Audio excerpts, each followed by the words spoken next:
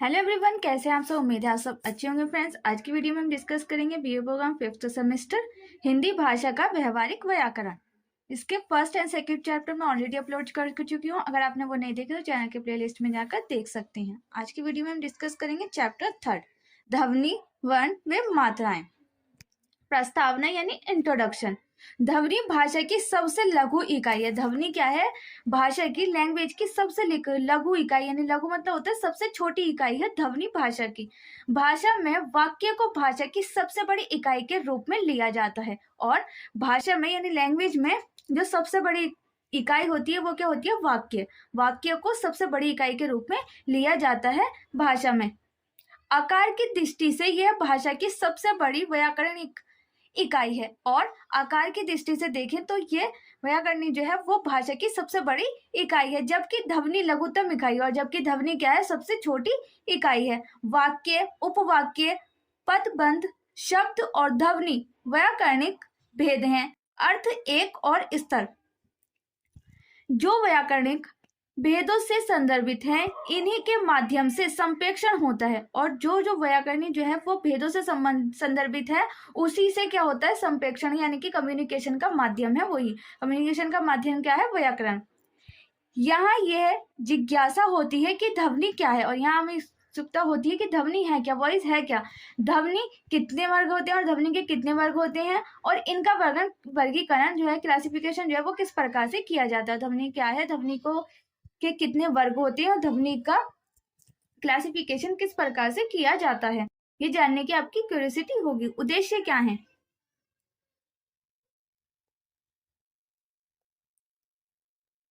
ध्वनि। ध्वनि इस अध्याय सामग्री में ध्वनियों की पहचान, वर्गीकरण का वर्ण व गेंद्रीय द्वारा निःसृत उच्चारण की लघुतम इकाई को भाषा ध्वनि कहा जाता है। ध्वनियां खुद कहीं नहीं पहुंचती, ना ही ध्वनियों के खुद कोई अर्थ होते हैं। ध्वनियां जो है वो खुद भी कहीं नहीं पहुंचती और ना ही इनके कोई खुद अर्थ होते हैं, ना ही इनका कोई मीनिंग होता है, ना ही ये खुद कहीं पहुंचती हैं। ध्वनि के दो प्रमुख भेद अथवा वर्ग हैं। ध्वनि के दो प्रमुख भेद या ध्वनि के दो वर्ग हैं। पहला क्या है? स्वर, और दूसरा क्या है? व्यंजन। क्या है? पहला क्या है ध्वनि का भेद या वर्ग? स्वर और व्यंजन। वर्ण और मात्राएं। हम जितनी भी ध्वनियों का उच्चारण कर सकते हैं उनकी पहचान करने वाले जिन ध्वनियों का उच्चारण होता है उनके प्रतीक चिन्ह वर्ण हैं। और हम जितनी भी ध्वनियों का उच्चारण कर सकते हैं, यानी कि हम बोलने में यूज करते हैं जितनी भी ध्वनियों का, उनके पहचान करने वाले जिन ध्वनियों का उच्चारण होता है उनके जो प्रतीक चिन्ह है वो ही क्या है? उनके वर्ग हैं, वर्ण है। वर्ण, वर्णों की व्यवस्था को वर्णमाला कहते हैं, और वर्णों की जो व्यवस्था है उसको ही वर्णमाला कहते हैं। यानी कि वर्णों की व्यवस्था क्या? कि का है, फिर खा है, तो ये क्या है? हमारे वर्ण हैं। और इन्हीं वर्णों की जो पूरी व्यवस्था है उसको क्या कहा जाता है? का से लेके ज्ञा तक, का से लेके ज्ञा तक जो ये वर्ण है इनकी जो व्यवस्था है इसी को क्या कहा जाता है? वर्णमाला कहा जाता है। हिंदी भाषा में कई ध्वनियां हैं, इसलिए उसकी वर्णमाला में कई वर्ण हैं, और हिंदी भाषा में कई ध्वनियां हैं इसीलिए उनकी वर्णमाला में भी कई वर्ण हैं। वर्णों के दो भेद हैं, और वर्णों के भी दो भेद हैं, एक तो स्वर और एक व्यंजन। इंग्लिश में क्या होते हैं?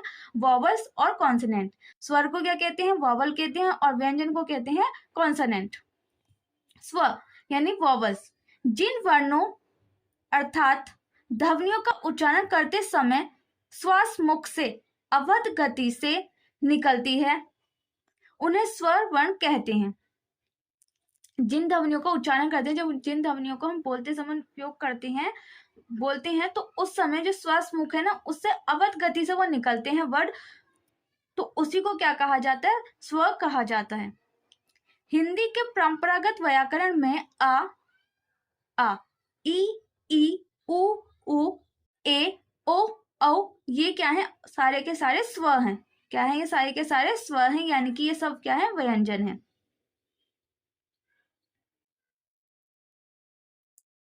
आधुनिक हिंदी में अंग्रेजी से लिए शब्द ऐसे हैं जिनका एक विशेष स्तर अप्रयुक्त होता है, और हिंदी ही की भाषा में ही जो अंग्रेजी से शब्द लिया गया है उसका स्वर क्या निकलता है, ओ निकलता है। अंग्रेजी शिक्षित हिंदी भाषा भाषियों द्वारा इस स्वर का उच्चारण इसी रूप में कई शब्दों में किया जाता है जैसे हॉल और हॉकी, और इसी को जो हमने इंग्लिश से लिया गया है हिंदी में या आधुनिक भाषा में, तो इसी का जो शब्द का उच्चारण जो है वो कई शब्दों में निकलता है जैसे कि हॉल और हॉकी। ओ की वॉइस निकलती है यानी कि हमारी ओ की ध्वनि निकलती है। छोटा ए बड़ा ए और ओ हिंदी में स्वर हैं, और ये सभी क्या है, हिंदी में स्वर हैं, जबकि पहले इन्हें संधि स्वर संयुक्त दो स्वरों के मेल से बना हुआ है माना जाता था। इनको पहले क्या माना जाता था कि दो स्वरों के मेल से बना हुआ, यानी कि दो संयुक्त स्वर जोड़े गए हैं जब ये बने गए हैं। आ प्लस ई को जोड़कर ए बनता है और आ प्लस ओ को जोड़कर ओ बनता है।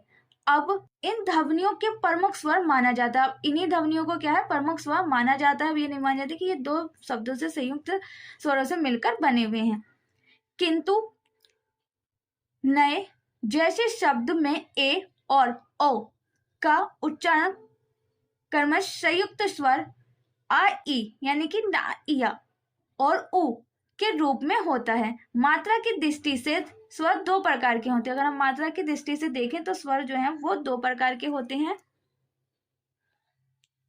जिस स्वर के उच्चारण में एक मात्रा लगती है, जिस स्वर के उच्चारण में एक मात्रा लगती है उसे लघु स्वर कहते हैं। उसे क्या कहते हैं, लघु स्वर कहते हैं, जिसमें एक मात्रा लगती है। लघु स्वर यानी कि छोटे।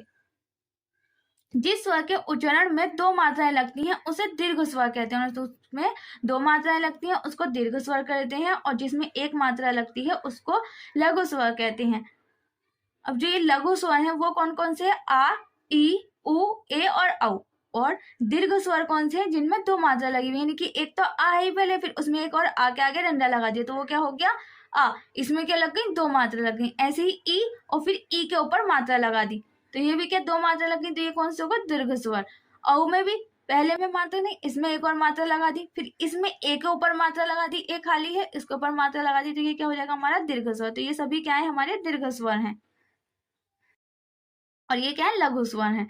जिन स्वरों के उच्चारण में श्वास वायु मुख से निकले, जिनका हम वॉवल्स जो हैं जो यूज कर रहे हैं उनमें जो हम बोलते हैं उनका उच्चारण करते हैं शब्दों का, तो उसमें जो हमारी श्वास है, सांस जो है वो, सांस की वायु होती है, वो हवा जो है वो मुख से निकले तो उन्हीं को मुखिक स्वर कहते हैं। उन्हीं को क्या कहते हैं, मुखिक स्वर कहते हैं। तथा जिन स्वरों के उच्चारण में मुख के साथ साथ नासिका से भी निकले तो उन्हें अनुनासिक स्वर कहा जाता है। जिनमें सांस जो है वो मुख से निकले, उच्चारण करते समय श्वास वायु जो है वो मुख से निकले तो उनको क्या कहा जाता है, मौखिक स्वर कहा जाता है। और जिनमें मुंह से तो निकले और नासिक से भी निकले साथ साथ, तो उसको क्या कहा जाता है, अनुनासिक स्वर कहा जाता है। हिंदी में सभी स्वर आ को छोड़कर दोनों रूपों में उच्चारित होते हैं, और हिंदी में जितने भी स्वर हैं सिर्फ आ को छोड़कर वो दोनों ही रूपों में उच्चारित किए जाते हैं, दोनों ही रूप में बोले जाते हैं। मुखिक स्वर या अनुनासिक स्वर दोनों ही सेम है, ठीक है, आ को छोड़कर। जैसे अ मुखिक और अंक अनुनासिक है। कहाँ कहाँ, इत्र इंद्र, ईश्वर इंजन, उक्ति उंगली, आय आय, चौका और चौका इत्यादि। मात्राएं, व्यंजन। व्यंजन वह ध्वनि है जिसके उच्चारण में हवा अवध गति से न निकलकर मुख के किसी भाग, तालु, मार्धा, दांत, होठ से या पूर्ण अवरुद्ध होकर आगे बढ़ती है, अथवा सकनीय मार्ग से अथवा पार्श्व मार्ग से निकले तो उन्हीं को सबको क्या कहा जाता है, व्यंजन कहा जाता है। व्यंजन इस प्रकार हैं। व्यंजनों का वर्गीकरण मुख्य रूप से स्थान और पर्यटन के आधार पर किया जाता है। इस दृष्टि से हिंदी व्यंजनों का वर्गीकरण इस प्रकार है। उच्चारण स्थान, ध्वनि वर्ग, उच्चरित ध्वनि, ये उच्चारण का स्थान दे रखा है, ये उच्चरित की ध्वनि दे रखी है।